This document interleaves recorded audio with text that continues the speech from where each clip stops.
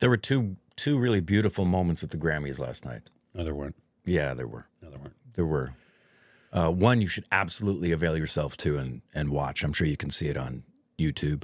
And that is Joni Mitchell's performance. It's her first time performing on the Grammys, but she's 80 years old. Who's Joni Mitchell?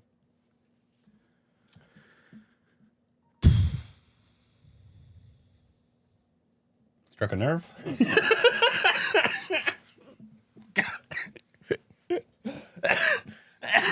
What's the second one? That the presenter for Album of the Year, it was a surprise, was Celine Dion. I happened to be on FaceTime with Alexis because we were hoping Taylor was going to win and we wanted to watch that together. And Taylor did win. But nobody knew that Celine was coming out. And we got emotional because the last I had heard about her stiff person syndrome was so bad that she was having difficulty doing most movements, and that it does this symptomatically. So for her to be there last night was just awesome. I didn't watch.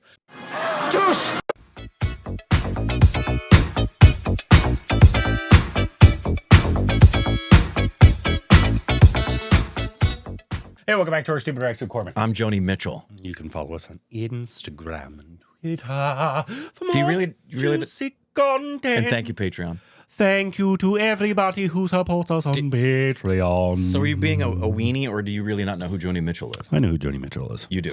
Can I name you a song? No, but I know her name. You can. You would know it. Remember the main song that is the final song of the performance of the girl in Coda when she sings at the end? Yes. That song is Joni Mitchell's probably most famous song, and the song that she performed at the Grammys.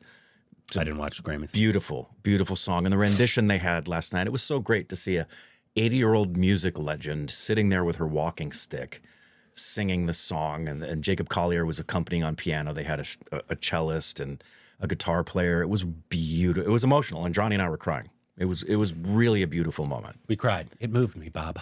Today we got a promotional video for The Goat Life. Oh, cool. Coming up with Prithvi Raj, obviously. This is it's scored by A. Rahman. It's Malayalam film. And it's behind, say that name. Behind Adu Jeevitham.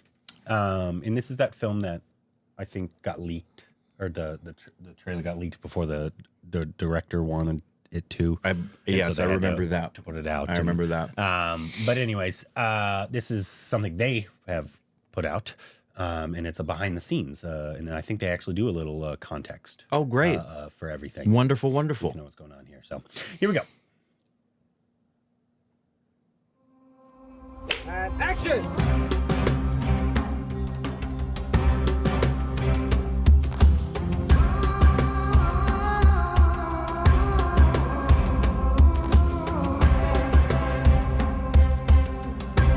Oh, what a location. ജോർദാനിലെ വാദിറാം മരുഭൂമിയിലാണുള്ളത്. ഈ cinema ചിത്രീകരണവുമായി മുന്നോട്ട് പോകുമ്പോൾ ഓർക്കുന്നത് 10-15 വർഷങ്ങൾക്ക് മുമ്പ് Aadujeevitham novel എഴുതാനിടയായ കാരണങ്ങളും ആ novel എഴുതിയ ദിവസങ്ങളുമൊക്കെയാണ്. ആടുജീവിതം നജീബിനെ കണ്ടുമുട്ടിയപ്പോൾ ഒരു സുപ്രഭാതത്തിൽ പെട്ടെന്ന് എഴുതിയ ഒരു നോവലല്ല.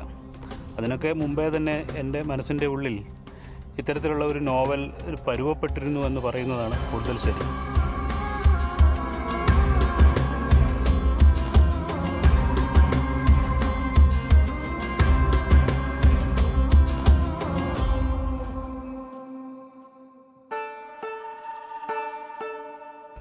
ഒരു മനുഷ്യനും ദൈവവും മാത്രമുള്ള ഒരു ജീവിതം എന്തായിരിക്കും?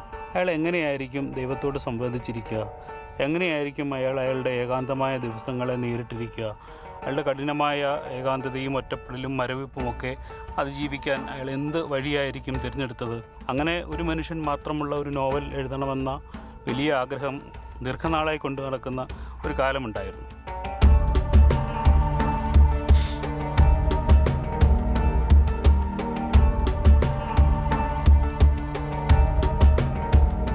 കാലമായി ഗൾഫിൽ താമസിക്കുന്ന ഒരാളെന്ന നിലയിൽ ഗൾഫിലെ ഒരു കഥ എഴുതണം, ഗൾഫ് പശ്ചാത്തലമായ ഒരു കഥ എഴുതണമെന്ന ഒരാഗ്രഹമുണ്ട്. ഈ രണ്ട് ആഗ്രഹങ്ങളും ഒന്നിച്ചു ചേരുന്ന ഒരു അവസരത്തിലാണ് വളരെ വളരെ യാദൃച്ഛികമായിട്ട് നജീബ് എന്ന് പറയുന്ന വ്യക്തിയെ ഞാൻ കണ്ടുമുട്ടുന്നത്.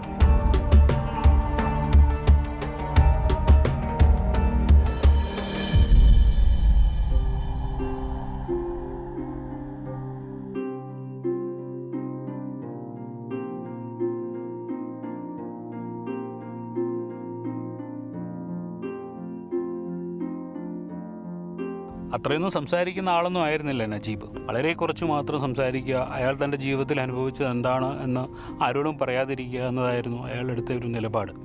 പക്ഷേ ദീർഘദിവസങ്ങൾ അദ്ദേഹത്തോടൊപ്പം സംസാരിക്കുകയും അയാളോടൊപ്പം നടക്കുകയും ഞങ്ങൾക്കിടയിൽ ഒരു സൗഹൃദം രൂപപ്പെടുകയും ഒക്കെ ചെയ്തപ്പോഴാണ് നജീബ് തൻ്റെ യഥാർത്ഥ ജീവിതം, താൻ അനുഭവിച്ച ദുരന്തം, ഏകാന്തത, ഒറ്റപ്പെടൽ ഒക്കെ തുറന്നു പറയാൻ തയ്യാറാവുന്നത്. അതിന് തന്നെ ഏകദേശം ഒരു 1.5 വർഷക്കാലത്തെ കൂട്ടുനടപ്പ് വേണ്ടി വന്നിരുന്നു എന്നുള്ളതാണ് യാഥാർത്ഥ്യം.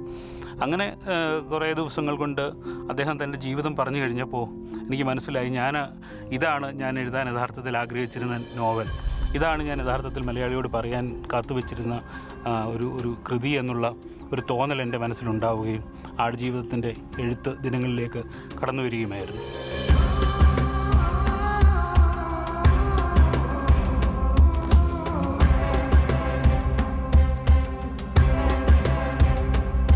ആടുജീവിതം എഴുതുമ്പോൾ അതിനകത്ത് നജീബിൻ്റെ ജീവിതം അപ്പാടെ അതുപോലെ പകർത്തി വെക്കുക എന്നതിൻ്റെ അപ്പുറത്ത് ഞാൻ ഉൾപ്പെടെയുള്ള ഗൾഫിലെ മലയാളികൾ അനുഭവിക്കുന്ന ഏകാന്തതയും അവരനുഭവിച്ച ഒരു ഒറ്റപ്പെടലും ഒക്കെ അതിനകത്ത് കടന്നു വരണമെന്നും അത് ഏതെങ്കിലും ഒരു മനുഷ്യൻ്റെ ജീവിതമല്ല, നാം ഓരോരുത്തരും ജീവിക്കുന്ന ജീവിതങ്ങളായി തീരണം എന്നും ഒരു തോന്നലുണ്ടായിരുന്നു. അതുകൊണ്ട് തന്നെ നജീബിൻ്റെ ജീവിതം പറയുമ്പോൾ തന്നെ അതിനകത്ത് എൻ്റെ ദാർശനിക വിചാരങ്ങളുണ്ട്, എൻ്റെ സ്വപ്നങ്ങളുണ്ട്.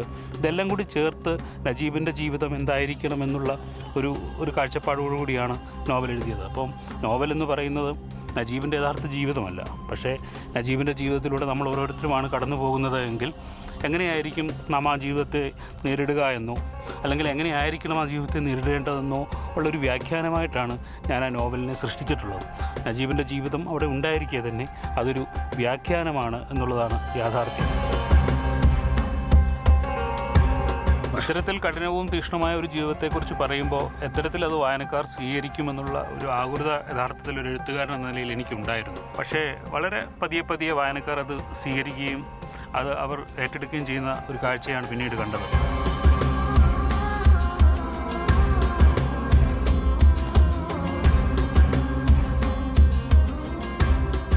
നോവലിറങ്ങി ഉടൻ തന്നെ പലതരത്തിലുള്ള അവാർഡുകൾ, അബുദാബി ശക്തി അവാർഡ് ഉൾപ്പെടെ കേരള സാഹിത്യ അക്കാദമി പുരസ്കാരം ഉൾപ്പെടെയുള്ള പുരസ്കാരങ്ങൾ വരികയും വായനക്കാർ അത് ഏറ്റെടുക്കുകയും ചെയ്തു.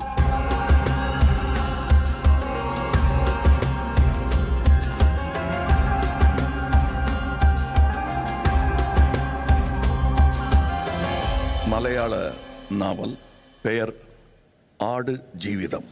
இது தமிழில் 2 மொழிபெயர்ப்புகள் வந்திருக்கின்றன.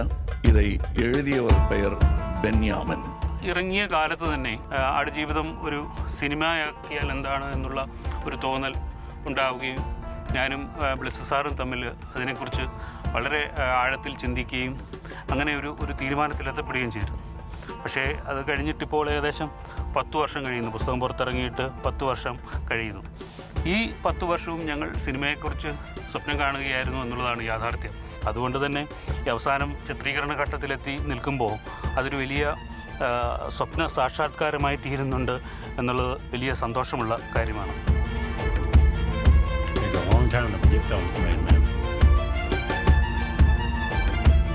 ഒരു സിനിമ വരുമ്പോൾ യഥാർത്ഥത്തിൽ അതിൽ നിന്ന് വ്യത്യസ്തമായി മറ്റൊരു ദൃശ്യമാണ് നമ്മൾ കാണുന്നത്. ആ ദൃശ്യത്തിന് നമ്മൾ ഓരോരുത്തരും മനസ്സിൽ കണ്ട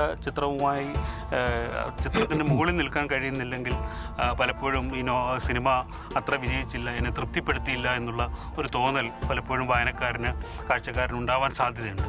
ഇതിനെ എങ്ങനെ മറികടക്കാം? എത്രത്തോളം ഓരോ വായനക്കാരനും, ലക്ഷക്കണക്കിന് വായനക്കാർ അനുഭവിച്ച ആടുജീവിതത്തിൻ്റെ പുറത്തു നിന്നുകൊണ്ട് എങ്ങനെ മറ്റൊരു വിരുന്ന് ഒരുക്കാമെന്നുള്ള ഒരു വലിയ ചിന്തയാണ് ഉണ്ടായത്. അതിൻ്റെ ഒരു പൂർത്തീകരണമെന്ന നിലയിലാണിപ്പോൾ ഈ സിനിമ ചിത്രീകരണത്തിൻ്റെ ഘട്ടത്തിലെത്തി നിൽക്കുന്നത്.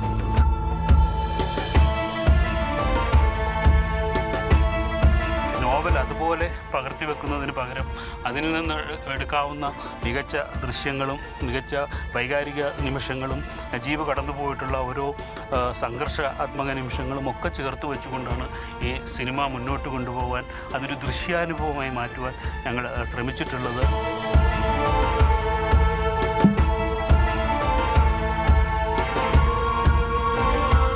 സിനിമാ ചിത്രീകരണത്തിൻ്റെ ഓരോ നിമിഷത്തിലെ കാത്തിരിപ്പും വളരെ കൗതുകത്തോടു കൂടിയാണ് ഞാൻ നോക്കിക്കണ്ടുകൊണ്ടിരിക്കുന്നത്. കാരണം ആദ്യമായിട്ടാണ് ഒരു സിനിമയുടെ ചിത്രീകരണവുമായി ഒക്കെ ബന്ധപ്പെട്ട് സഹകരിക്കുന്നത്.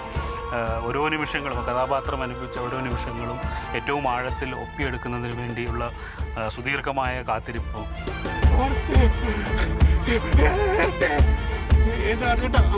ചിലപ്പോൾ ഒരു സായാഹ്നത്തെ ഒപ്പിയെടുക്കുന്നതിന് വേണ്ടി ഒരു മൂടിക്കെട്ടിയ അന്തരീക്ഷത്തെ ഒപ്പിയെടുക്കുന്നതിന് വേണ്ടി ഒരു മഴ ദിവസത്തെ ഒപ്പിയെടുക്കുന്നതിന് വേണ്ടി തണുപ്പ് നിറഞ്ഞ ഒരു പ്രഭാതത്തെ ഒപ്പിയെടുക്കുന്നതിന് വേണ്ടി അല്ലെങ്കിൽ ചൂടുള്ള ഒരു പകലിനെ പകർത്തുന്നതിന് വേണ്ടിയൊക്കെ സുദീർഘമായ ഒരു കാത്തിരിപ്പ്. അതിന് ഏറ്റവും സന്തോഷം തോന്നുന്ന കാര്യം എന്താണെന്ന് ചോദിച്ചാൽ ഇന്ത്യയിലെ തന്നെ അല്ലെങ്കിൽ ലോകത്തിലെ തന്നെ ഏറ്റവും മികച്ച കലാകാരന്മാരും ആർട്ടിസ്റ്റുകളും അല്ലെങ്കിൽ അതുമായി ബന്ധപ്പെട്ട പ്രവർത്തകരുമാണ് സിനിമയെ സഹകരിക്കുന്നത് എന്നുള്ളതാണ്.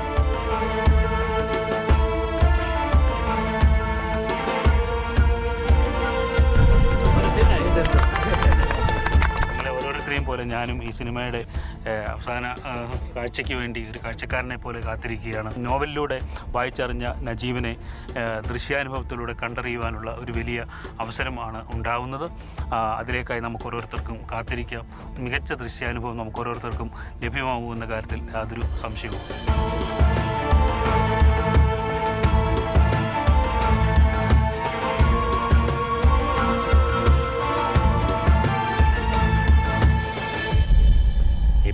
April 10th.